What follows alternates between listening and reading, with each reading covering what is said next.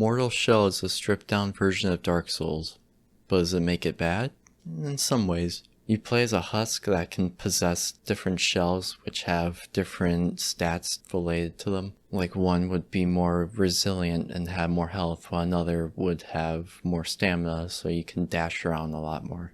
And there's only 4 of them to pick from, so it really just depends on how you want to play the game. But each one of them look gorgeous. They really outdid themselves with the graphics, especially considering how small the team is. From the armor to the world, it's all very well detailed and designed. It really does feel like everything was handcrafted for this experience. Even the animations are really crisp and they really react to how the gameplay is going. Like if you hit somebody with a sword, it's going to hit them, unlike some other games where you see a sword go right through somebody and do no damage. And the effort is also shown in the voice acting, so it's pretty good too. The brigands pointed us toward the temple. Shunned by the devout, their allegiances lie to those who are Fatah, or spirits. They entertain themselves with drunken antics or violent cruelties. They know better than to attack us. But they followed us at a distance, hoping for scraps. The actors did a good job of expressing kind of the old and just graggly sounding how their characters are supposed to be. There's no music except for the enemies playing the lute, and you can also play it yourself, but there's no reason to. You'll mainly be hearing ambient sounds and the sounds of combat, which really adds on to the tone of what they're trying to set.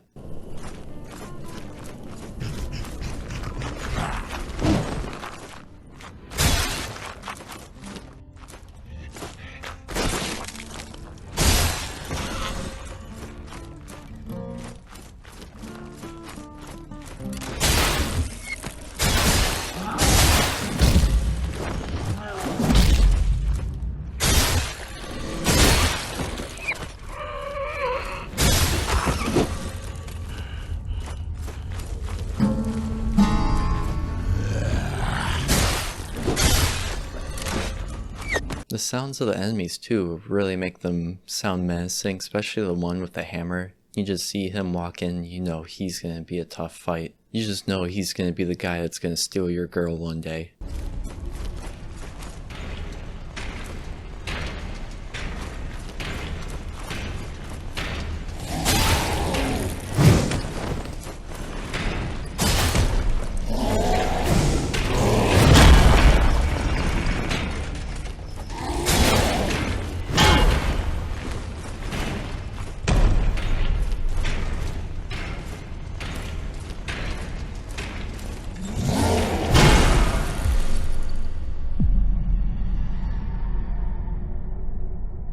But the main focus is the gameplay. Like I said, it feels like a stripped down version of Dark Souls, because there's no backstabbing or no bonus for hitting somebody from behind. You can't upgrade your stats either. So the only way to improve your character is to either progress and find new items to upgrade your weapon, or you can upgrade your shell by using tar and glimpses, which you get from items and killing enemies. The upgrades to the shells aren't really too meaningful, they're more just added bonuses like reduced cooldown to using your shell ability or some other odd benefit. They're not really going to change how the way you play, they're just going to be more accessory type things. You can unlock weapon abilities too by finding an item and upgrading the weapon on a forge.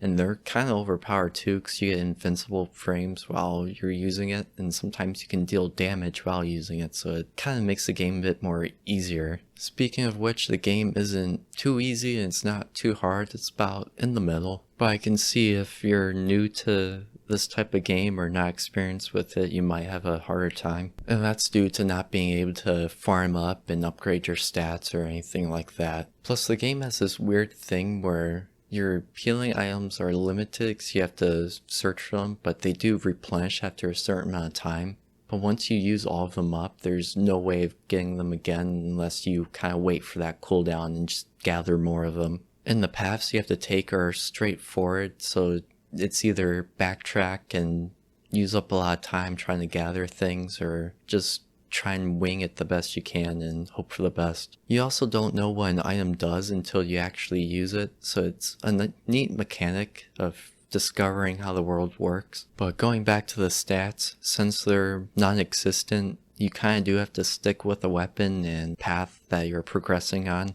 else you're going to waste time traveling by backtracking, and you're going to fall behind the difficulty curve with a weak weapon if you keep switching around. The same goes with the shells. If you're upgrading one and you switch, you're just going to hurt yourself by shooting yourself in the foot. In this game, it's better just to stick to something and stay with it. Unfortunately, I can see a lot of people getting stuck on a boss and just having no way to improve unless they go back to the main hub area and just try a different path and get any upgrade materials they can from it. So you gotta either get good or waste time backtracking out of the place, because the game doesn't offer any way to teleport back to the main hub. You're going to have to backtrack either way, because once you do defeat a boss, you have to take a gland all the way back to the main tower, and I'll get to that in a moment. But they try and spice up doing so, but it's still tedious having to go through an area again just to leave it. Speaking of bosses, they're not on a grand scale, but they are unique from the regular enemies. By each individual area, there's not much enemy variety to begin with, and some of them are kind of just reskins from other areas, kind of like the spectrals, but overall, they're different enough to have a different feel from each area.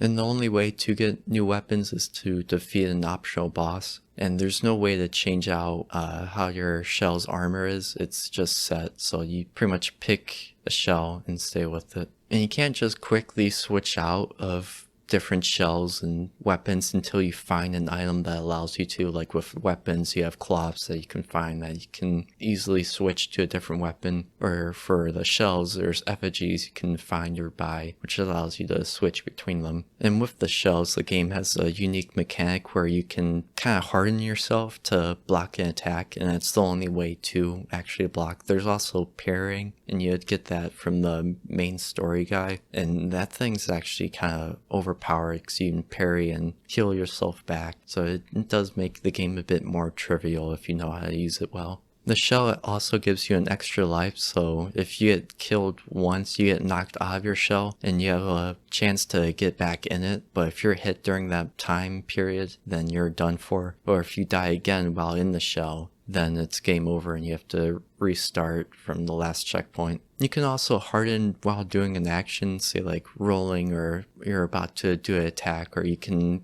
harden while you're building up a strong attack, so you can wait for the enemy to come in, which is a nice way so you can vary up how you're going to do your battle tactics. The combat is really impactful, but it's a bit on the slower end, but every fight feels fair and each one feels like a duel. And the controls are very fluid and responsive, so I never really had a moment where I tried doing something on the controller and it wouldn't show up on screen. I do have to say that the parrying mechanic's a bit finicky, because it's sometimes hard to tell when you're supposed to do it and if an attack is actually parryable or not, so it's a bit weird. But the combat and gameplay is the true highlight of the game. They did a very good job on it. But with the story, it's a bit iffy. Everything is left for you to kind of find out for yourself. The NPCs and any text or even the item descriptions don't really tell you a whole lot. Everything is vague, and the only true piece of story that you get is from the old prisoner, where you have to collect 3 glands from 3 different temples, and doing so you'll be able to ascend, kind of like Nirvana, but that's really all you get. Everything else is left up to interpretation. So I can see how some people feel like the game feels unfinished with how the gameplay is done, but the story is left out. And this leads me to some of the personal problems I had with the game.